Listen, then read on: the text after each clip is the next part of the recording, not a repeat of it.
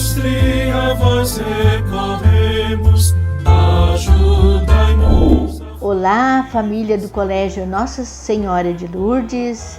Mais um momento de paz acontecendo, mais um momento de unidade com a pastoral escolar, né? E queremos ainda refletirmos um pouquinho sobre o nosso compromisso cristão, o nosso modo de viver a nossa fé, como deve ser. Eu penso que seja importante a gente retomar um pouquinho algumas coisas do ensinamento social da igreja, que talvez muitos de nós nem conhecemos, nem sabemos que existe, mas existem, né? Existe o ensinamento social da igreja. Vejam, a Igreja Católica, a partir da Palavra de Deus, desenvolveu um belo caminho de reflexão teológica sobre a dimensão ética da fé. Pode-se sintetizar os princípios fundamentais da doutrina social da Igreja em 10 proposições. O resumo, é claro, né?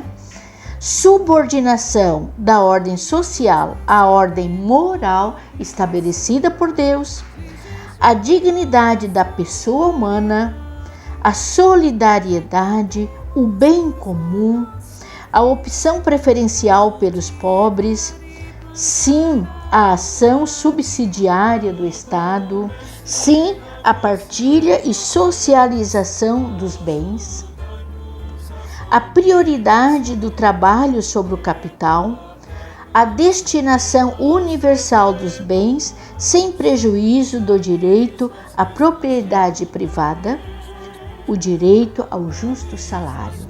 Então, esses são os 10 itens, né, dos princípios e orientadores do ensinamento social da Igreja, da nossa Igreja Católica.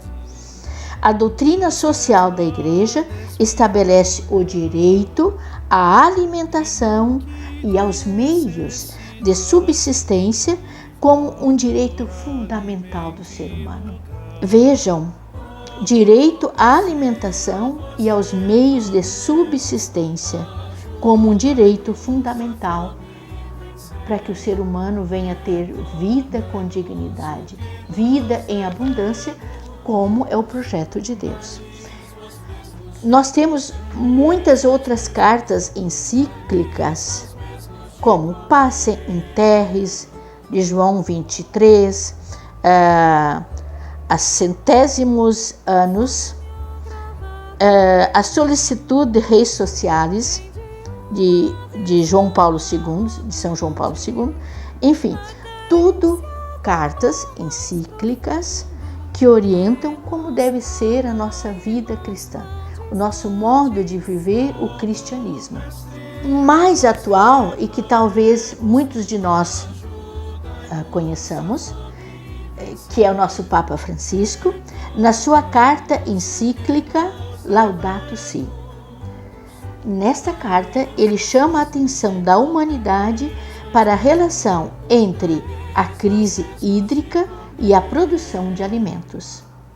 A falta de água é um drama, especialmente na África e no Brasil, no caso, no nosso semiárido nordestino.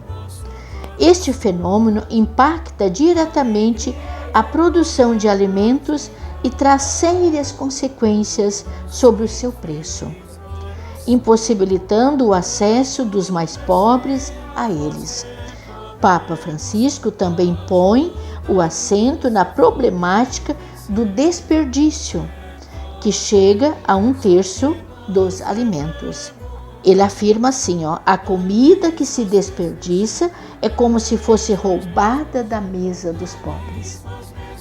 Vejam, querida família, como é sério essas questões, né? Não partilhar ou desperdiçar, tudo é o mal que se faz à vida dos nossos irmãos. Finalmente, o Papa nos ajuda a compreender que não serão a economia e a tecnologia a resolver os problemas ambientais. ou não será o crescimento do mercado a resolver o problema da fome e da miséria. É verdade? Não é. O que está em jogo são os fins e o sentido do crescimento tecnológico e econômico. Qual a finalidade deste crescimento tecnológico e econômico? Percebe-se isso com toda clareza no Brasil, o país do agronegócio e um grande exportador de grãos, mas com uma grande parcela do seu povo em situação de fome e de insegurança alimentar. Nos perguntemos por que isto? Por que um país de tão grande capacidade de produção de alimentos, o seu povo passa fome? Por quê? No mais recente documento escrito por Papa Francisco, a carta encíclica Fratelli Tutti, aparece claramente a oposição entre armas e comida.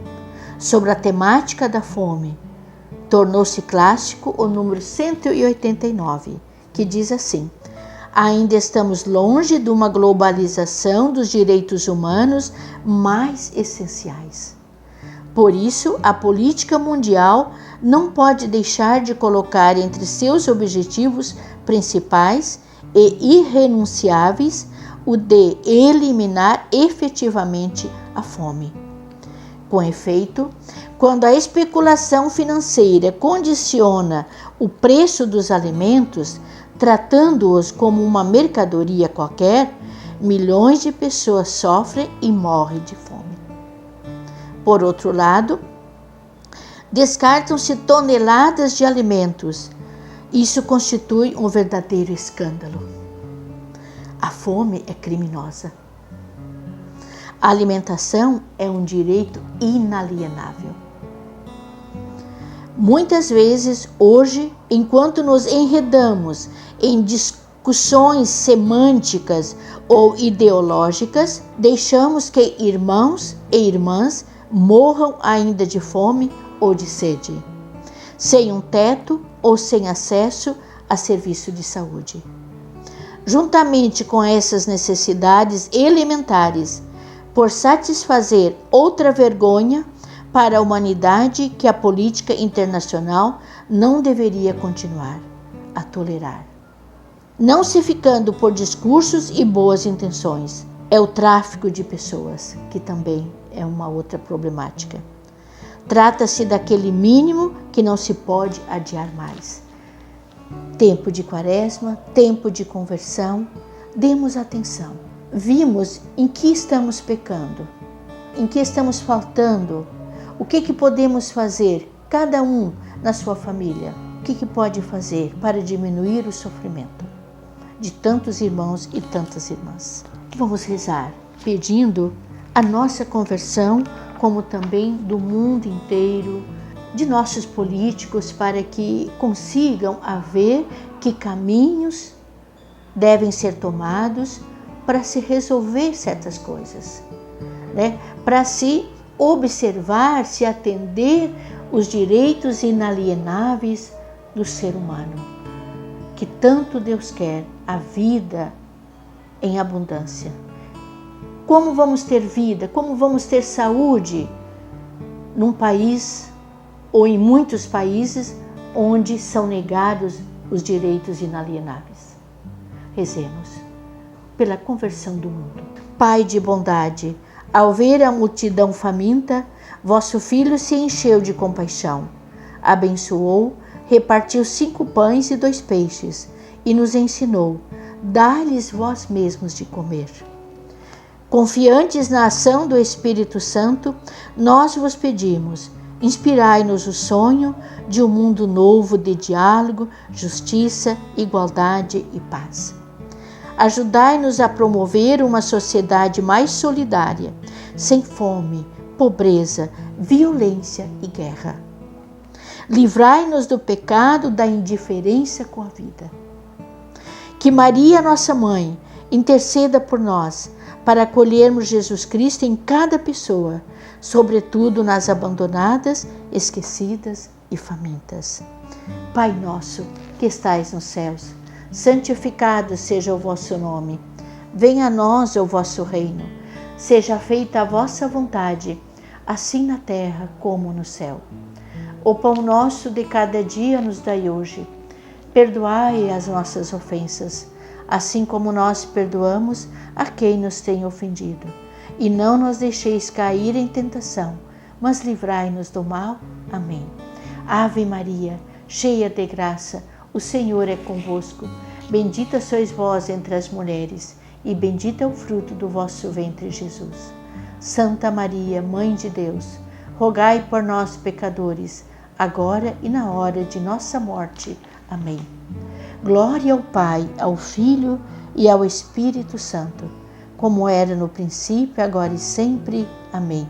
Madre Teresa, intercedei por nós. Sede da sabedoria, rogai por nós. Um bom final de semana para todos, uma boa semana.